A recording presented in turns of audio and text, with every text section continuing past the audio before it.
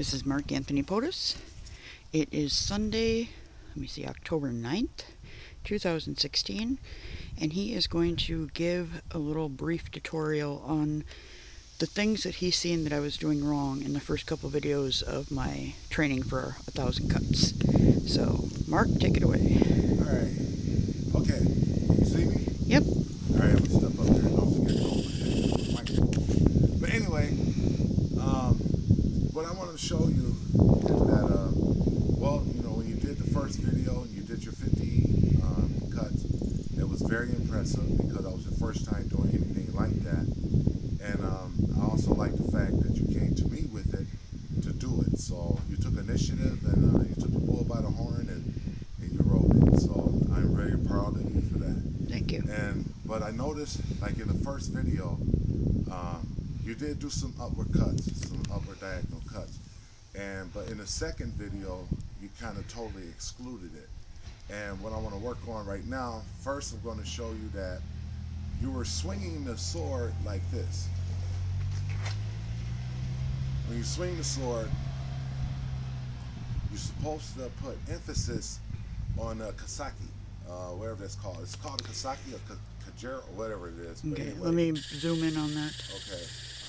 On the kasaki, right here to about right here, about 6 to 8 inches long. Okay, turn it sideways, please. And what I mean by putting emphasis on the end of the kasaki is that when you wield the sword, you want to put an arch. And then like when you cut, you want to kind of snap the cut so that it'll go through. But if you swing it like you were swinging... Accenting.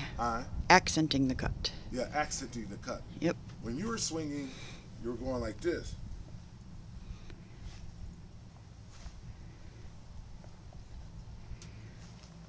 But you were kind of like methodically. I was dancing with it.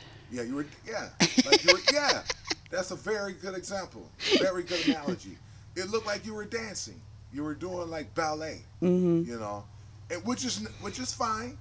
You know, but we want to try to get in the habit of practicing good habits so that we don't have bad habits, and then all of a sudden it's going to take us quite a few times to correct the bad habits.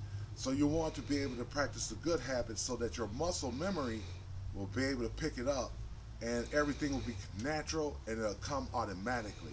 So in other words, it takes a little effort. Okay, now this is what you really want to do.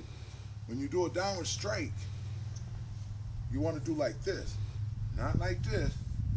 And your downward strikes go way down here. You don't want to go way down here. You probably want to stop about navel height.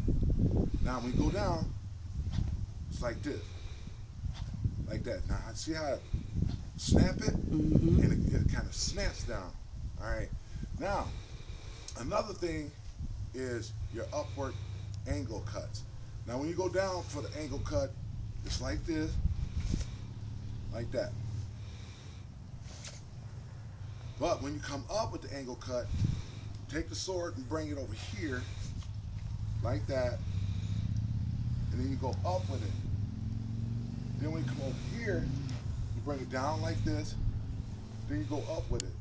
Now, the key to all this, and a very important part, is hand positioning. Now, when you hold a katana, would you please focus in on the handle? When you hold the katana, you're taking your right hand and you're putting it all the way up to the hilt or to the guard. You don't want to do that because if you notice, my knuckles are in contact, or my skin is in contact with this piece of metal. And since this metal's got all kinds of grooves in it, when you're swinging it for a long time, especially when you're trying to do your 1,000 cuts, you're gonna knock some skin off. It's gonna hurt your hand. Another thing you do with your left hand, you put it right next to the right hand. And it's like holding a bat. And you're used to that because you used to play baseball for many years and you're used to that. But where you want your hand positioned, the front hand is almost like an inch. It's almost like holding a hammer. Just like that. And you got your finger like this. and it's almost like holding a hammer. And as you can see, it goes down like this. Now, this hand is supposed to be positioned. Oh, I stepped on my thing. Well, it's supposed to be positioned where the butt or the cap is almost like in the palm of your hand. Then you wrap it. Now, what that does, as you can see, it puts a space in between both hands. Now, when you cut, this hand right here is the motion like this. So in other words, when you cut, you snapping this one up and putting this one down, and you're wringing it like you're wringing a towel, a wet towel. So you kind of like that. Can you hear that? So when you cut, it's like that. And this one guides it. See? This how it does it? Yep. This one guides it. And that's how you do that. Now, your shiburi. When you do your shiburi, you take your katana and you kind of weld it like this. It flip-flops back there like this. Or you go like this with it and you're off balance. Now I'm going to show you the different kinds of shiburi. Now the first shiburi is when you take it out like this. You do a cut. The first one is this. You take it and you take your fingers and you flip it so it turns in your hand. So it's like this. Go sideways again and show that. Okay. It's like this. You just turn it. But you don't let this go. But you relax this hand so that it can fluidly spin. Like that. Just like that. Then after you spin it, when you're spinning the sword, the blood is coming off with the spin, like that. Then to take the excess amount off, or the regular, more of it off, you hit it on the handle. You pop it, and that knocks the blood off. So in other words, it's like this. Then when you put it up, you can put it up any kind of way. You can put it up like this, or you can put it up like this when you do it, like that. Then you turn it this way. Then you go down like this with it, like that. All right? Okay. Now, another shiburi that you need to work on is this one. After you make a cut, come back, and you put the sword up probably about like this. Then you step back and just put it straight down.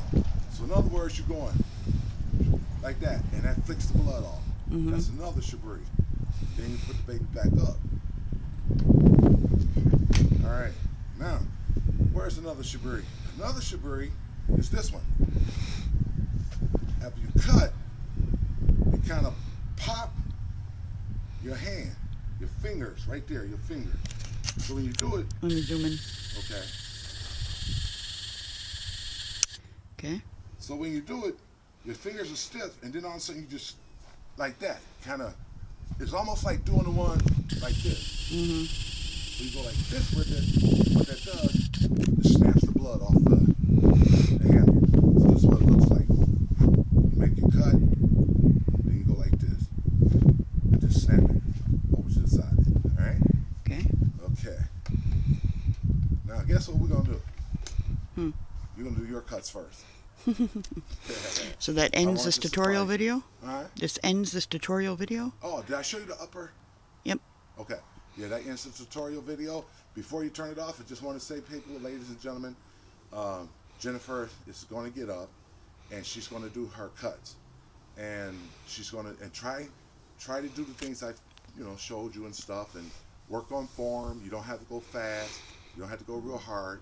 This is your third time, and you're doing good. Doing very good. Just continue doing what you're doing, and just do a little fine pointing. Okay? Thank you. You're welcome.